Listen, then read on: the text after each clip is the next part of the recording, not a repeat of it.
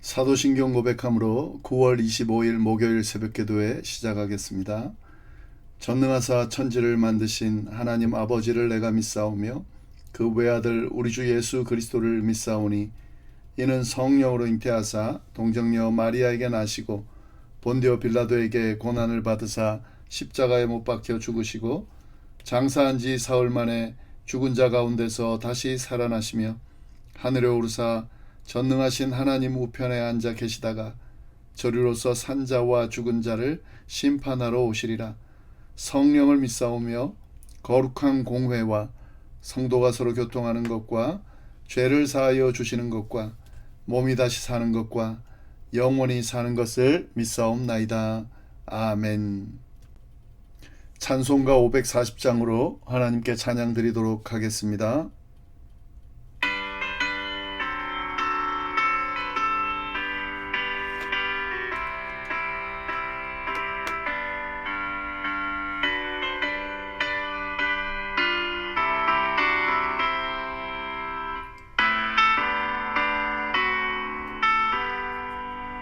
주의 음성을 내가 들으니 사랑한단 말이세. 믿는 마음으로 주께 가오니 나를 영접하소서. 내가 매일 십자가 앞에 더 가까이 가오니 구세주여 흘린 복의 피로써 나를 정케 하소서. 주여 넓으신 은혜 베푸사 나를 받아주시고 나의 품은 뜻 주의 뜻같이 되게 하여 주소서. 내가 매일 십자가 앞에 더 가까이 가오니 구세주여 흘린 복의 피로써 나를 정케 하소서.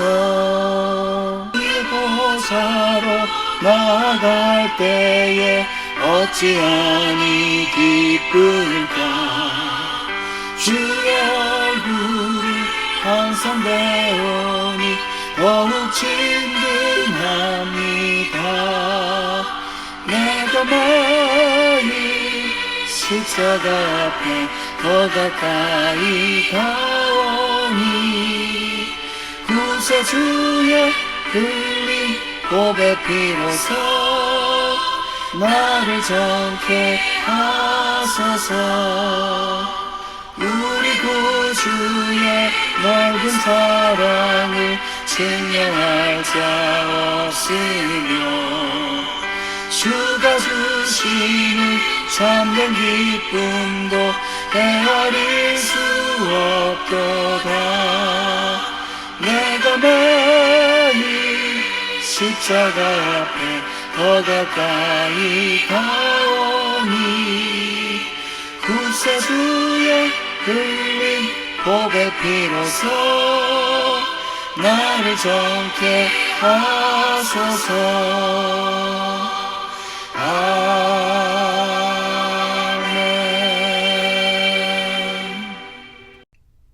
오늘 이 새벽에 하나님께서 저희에게 주신 말씀은 로마서 9장 25절부터 33절까지의 말씀입니다.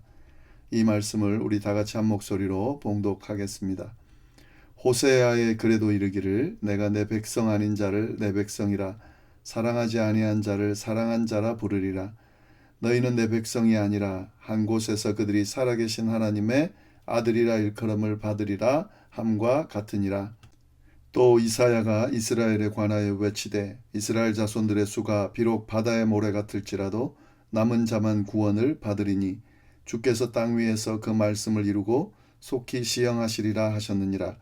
또한 이사야가 미리 말한 바 만일 만군의 주께서 우리에게 씨를 남겨두지 아니하셨더라면 우리가 소돔과 같이 되고 고모라와 같았으리로다 함과 같으니라. 그런즉 우리가 무슨 말을 하리요? 의를 따르지 아니한 이방인들이 의를 얻었으니 곧 믿음에서 난 의요 의의 법을 따라간 이스라엘은 율법에 이르지 못하였으니 어찌 그러하냐. 이는 그들이 믿음을 의지하지 않고 행위를 의지함이라. 부딪힐 돌에 부딪혔느니라. 기록된 바 보라, 내가 걸림돌과 거치는 바위를 시온에 두노니 그를 믿는 자는 부끄러움을 당하지 아니하리라 함과 같으니라. 아멘. 네, 오늘 저희가 나눌 말씀 로마서 9장 25절부터 33절까지입니다.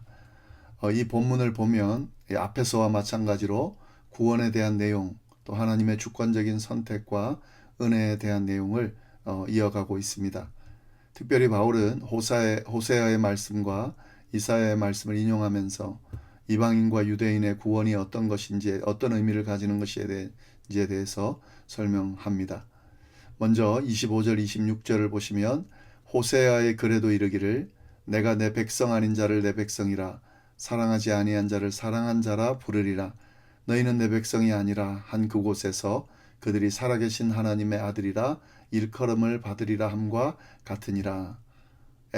지금 호세아의 말씀을, 예언을 바울이 인용하고 있죠. 호세아 2장 23절과 1장 10절의 말씀을 인용하고 있습니다. 이걸 통해서 이방인의 구원이 어떤 의미인지를 분명히 이야기하고 있습니다. 이방인을 하나님께서 구원하기로 하셨는데 그것은 아주 오래된 계획이었다라는 것을 호세아의 말씀을 통해서 증명하고 있는 거죠. 호세아의 말씀 2장 23절 또 1장 17절 이 말씀은 원래는 북이스라엘의 회복을 예언하는 그런 말씀입니다. 그러니까 남유다가 아닌 북이스라엘의 그 타락함을 보고 하나님께서 심판하셨는데 그 북이스라엘도 이렇게 회복시킬 것이다 라고 하는 그 말씀을 한 건데, 그거를 바울이 지금 누구와 연결하죠? 이방인의 구원과 연결되는 것이다 라는 말씀을 쭉 이야기를 하고 있습니다. 여기 보시면 호세아의 그 예언에 내가 내 백성 아닌 자를 내 백성이라 사랑하지 아니한 자를 사랑한 자라 부르리라, 이 하나님의 말씀을 예언한 것인데요. 굉장히 은혜로운 표현이죠. 본래 하나님의 백성이 아니었는데 하나님의 백성이라 불러주시겠다라는 거죠. 원래 사랑하지 않았던 자인데 사랑한 자라고 불러주시겠다라는 하나님의 말씀이죠. 그러니까 내 백성이 아닌 이방인이지만 하나님이 내 백성이라 불러주겠다는 거죠. 사랑하지 않는 이방인이지만 내가 사랑한 자라 불러주겠다라고 말씀하신 거죠. 그러니까 하나님께서 이방인이라고 해서 열어시키고 소외시키는 것이 아니라 이방인도 하나님을 믿는 자들, 하나님을 받아들이는, 복음을 받아들이는 자들을 내 백성이다, 사랑한 자다라고 불러주시겠다라고 하시는 말씀인 거죠.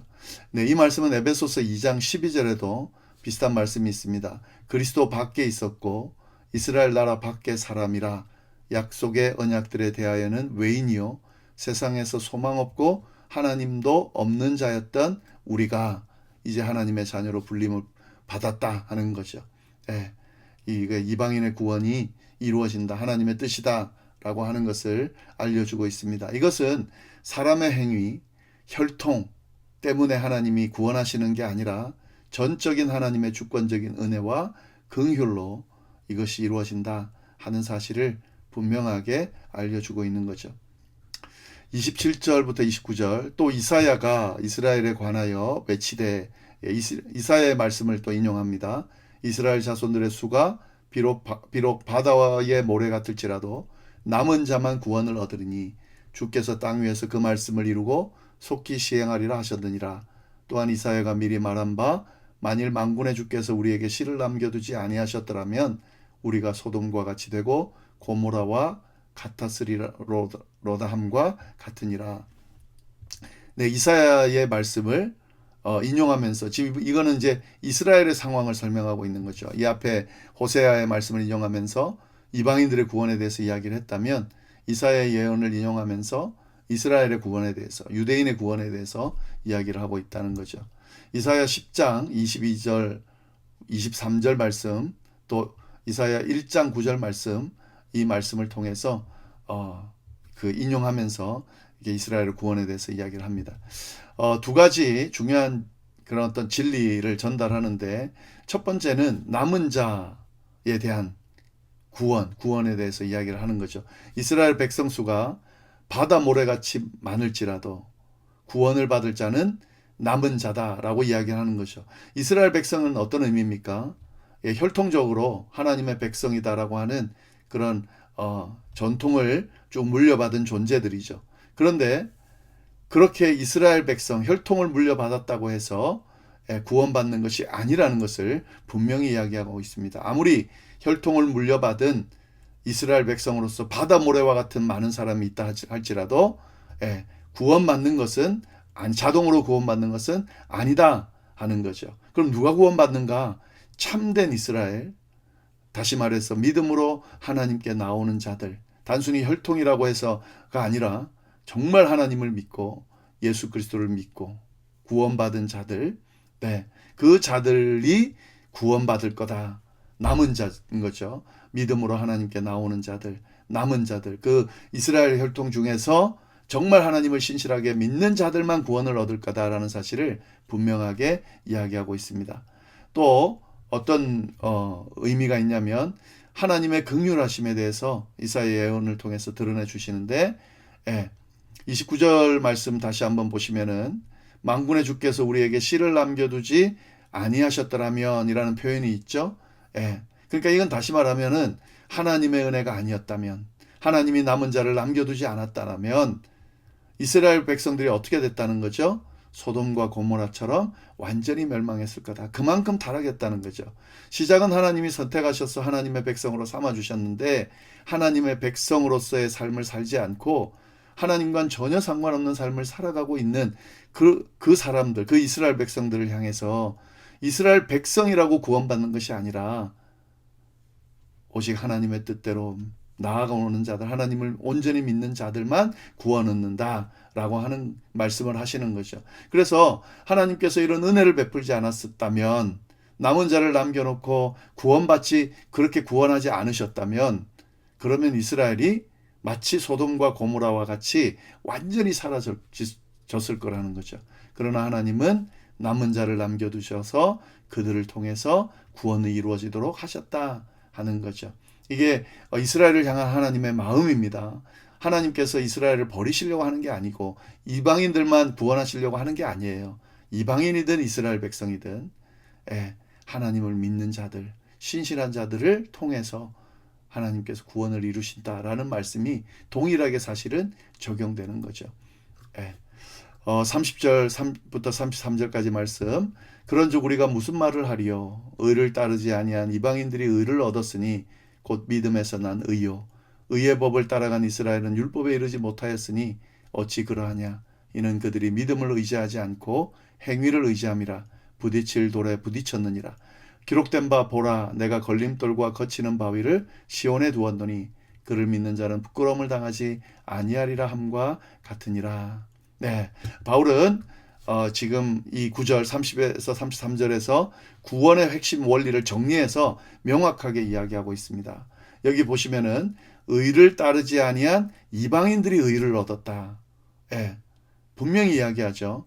의를 따르지 않는, 의의 법을 따르지 않는 이방인들인데 그들에게 기회가 주어지고 하나님을 온전히 신실하게 믿기만 하면 의를 이룰 수 있게 만들어 주셨다 하는 거죠. 그러나 역으로 의의 법을 따르는, 하나님이 주신 율법을 따르던 이스라엘은 그 법에 이르지 못함으로 어떻게 됐다고요? 의를 얻지 못했다라고 하는 사실을 분명히 이야기하고 있습니다. 우리가 이 말씀을 보면서 어떤 원리를 보는데요. 이방인들은 믿음에서 난 의를 얻었다 하는 거죠. 그래서 이방인인데 구원받은 자들은 율법을 통해서 아니면 자신의 노력이나 행위를 통해서 구원 얻은 게 아니라는 것을 분명히 알려주는 거죠. 오직 예수 그리스도를 믿음으로 의롭다함을 받았다 하는 거죠. 이방인인데 예수 그리스도를 믿음으로 구원에 이르게 됐다 하는 거죠. 그러나 이스라엘은 하나님의 백성인데, 선택받은 백성이라고 분명히 했는데 그들은 믿음이 아니라 뭘 의지했죠? 행위를 의지하고 율법을 의지하려 했다는 거죠. 그래서 율법을 지켜서 의를 얻으려고 했는데 결국 어떻게 됐다는 겁니까? 실패했다는 거죠. 왜? 율법을 지킴으로 의를 얻을 수는 없거든요. 이 의를 얻는다는 것은 오직 하나님을 믿고 하나님이 주신 은혜 가운데 머물 때 가능한 거거든요. 그러니까 이방인인데 믿음으로 의에 이르고 이스라엘 백성, 하나님의 백성, 유대인인데 행위를 의지하다가 의를 얻지 못했다라는 이 역설적인 원리를 이야기하면서 구원을 어떻게 이룰 것인지를 분명하게 알려주고 있는 거죠. 그리고 이들은 그리스도에 대한 반응이 다르다는 것을 이야기합니다. 이스라엘은 부딪힐 돌에 부딪혔다. 예. 이게 무슨 말입니까? 이거는 이제 이사야 8장 14절과 28장 16절을 인용하는 건데 그리스도를 어떻게 묘사하고 있죠? 걸림돌, 거치는 바위. 누가 그렇게 느낀다는 거죠? 예, 유대인들이 그렇게 느낀다는 거죠. 이 그리스도는 사실은 구원의 반석입니다. 그런데 이스라엘 백성들에게는 이것이 도리어 걸림돌이 되고 거치는 바위가 되었다라는 거죠. 왜 이런 일이 일어났느냐? 이스라엘 백성들에게 있어서 예수 그리스도는 자신들이 기대했던 메시아의 모습과 달랐다는 거죠. 그들이 기대했던 메시아의 모습은 정치적인 해방자를 기대했습니다. 그런데 예수님이 오셔서 그렇게 정치적인 어떤 해방을 시켜주는 것이 아니고 십자가에 달려 죽으면서 고난의 종의 모습을 보여주니까 그들이 받아들일 수가 없는 거죠. 사실은 받아들여야 했죠. 왜? 하나님의 뜻이니까. 자기가 원하는 메시아가 아니라 하나님이 보내시는 메시아여야 하고 예수님이 그 메시아이기 때문에 사실 받아들여야 되는데 그들이 받아들이지 않았다는 거죠. 그래서 어떻게 됐습니까? 그들이 그들이 믿지 않는, 그래서 구원에 이르지 못하는 그런 결과를 낳게 됐다는 거죠. 그를 믿는 자는 부끄러움을 당하지 아니하리라. 이게 주님이 주신 약속입니다. 그리스도를 믿는 자가 부끄러움 당하지 않고 의롭게 된다. 분명히 약속해 주셨는데 그것을 유대인들이 받아들이지 못했다 하는 거죠. 그러니까 유대인들이라 하더라도 그리스도를 구주로, 그리스도를 통해서 구원 얻는다라는 사실을 받아들이지 않으면 구원에 이르지 못하는 거고요. 이방인이라도 이 사실을 받아들이면 구원 얻는다. 이 원리를 바울이 계속 여러 표현을 또 예를 들어가면서 반복해서 이야기하고 있습니다. 우리가 이 말씀 보면서 좀 분명히 해야 되는 것은 이 구원이 어떻게 온다고요? 인간의 노력이나 공로가 아니라 하나님의 일방적인 전적인 은혜 안에 있다. 우리가 구원받은 것은 그래서 구원받은 거다. 그래서 하나님의 백성이 아니었는데 하나님 백성이 됐고 하나님이 사랑하던 자가 아닌 이방인이었는데 하나님이 사랑하는 자가 됐다. 이것이 은혜다라는 것을 꼭 기억해야 되겠고요. 그리고 믿음으로 구원 얻는다라고 하는 사실을 분명히 알아야 되겠고요. 그리고 이렇게 은혜로 구원 얻었기 때문에 우리가 어떤 모습을 항상 견지해야 되죠? 늘 겸손하게 은혜 받은 자답게 그렇게 살아가야 된다 하는 사실을 오늘 말씀을 통해서 우리가 깨달을 수 있습니다. 이 말씀 기억하면서 오늘 하루 구원의 은혜 안에서 머물면서 승리하는, 또 이 구원의 복음을 전하는 그런 저희 모두가 될 수 있기를 바랍니다. 기도하겠습니다. 하나님 아버지 감사합니다. 하나님의 백성이 아니었는데 하나님 백성 삼아주시고 사랑하지 않는 자인데 사랑하는 자로 불러주심에 감사를 드립니다. 오직 예수 그리스도를 믿는 믿음으로 의롭다함을 받았다라는 사실을, 이 은혜를 기억하면서 이 은혜 안에 늘 머물 수 있도록 인도하여 주옵소서. 은혜 받은 사람답게 늘 겸손한 마음으로 은혜 안에 머물게 하여 주시고, 그리고 은혜 받지 못한 자들, 아직도 이 복음을 믿지 못하는 자들을 향해서 이 기쁨 소식을 전하는 그런 삶이 되도록 인도하여 주옵소서. 감사하며 예수님의 이름으로 기도드립니다. 아멘.